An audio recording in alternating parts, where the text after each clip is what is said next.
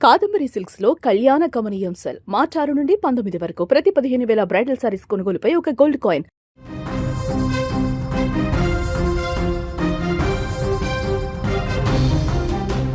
జీవితంలో ఎన్ని విజయాలు సాధించినా కన్న తండ్రిని కోల్పోవడం అనేది పూడ్చలేని లోటు.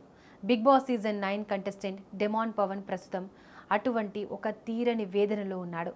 గత కొన్ని సంవత్సరాలుగా ప్రాణాంతకమైన క్యాన్సర్ వ్యాధితో బాధపడుతున్న పవన్ తండ్రి దుర్గాప్రసాద్ నిన్న తుది శ్వాస విడిచారు.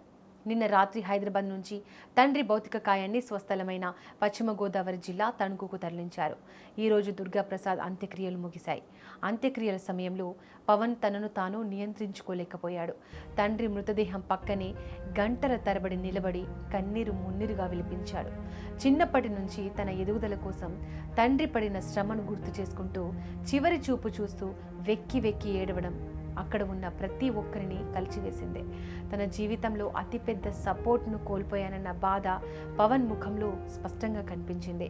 ఆ కన్నీటి వీడ్గోలు చూసిన బంధువులు, స్నేహితులు కూడా కంటతడి పెట్టారు. కష్టకాలంలో మిత్రుడికి తోడుగా నిలిచేందుకు బిగ్ బాస్ తోటి కంటెస్టెంట్ రీతు చౌదరి, ఇమాన్యుయల్ ప్రత్యేకంగా తణుకు చేరుకున్నారు. డెమాన్ పవన్, రీతు చౌదరి మధ్య బిగ్ బాస్ హౌస్లో ప్రత్యేకమైన అనుబంధం ఉంది. వీరిద్దరూ కేవలం ఆటలోనే కాదు, వ్యక్తిగతంగా కూడా ఒకరికొకరు ఎంతో గౌరవం ఇచ్చిపుచ్చుకుంటారు. ఆ బాండింగ్ ఇక్కడ మరోసారి బయటపడింది. పుట్టెడు దుఃఖంలో ఉన్న పవన్ను రీతు చౌదరి దగ్గరకు తీసుకొని ఓదారుస్తున్న దృశ్యాలు అందరినీ ఎమోషనల్కు గురిచేస్తున్నాయి. తోటి కంటెస్టెంట్గా కాకుండా ఒక సొంత మనిషిలా ఆమె పవన్కు ధైర్యం చెప్పే ప్రయత్నం చేసింది. అటు ఇమాన్యుయల్ కూడా పవన్ వెంటే ఉండి పవన్ను పరామర్శించాడు.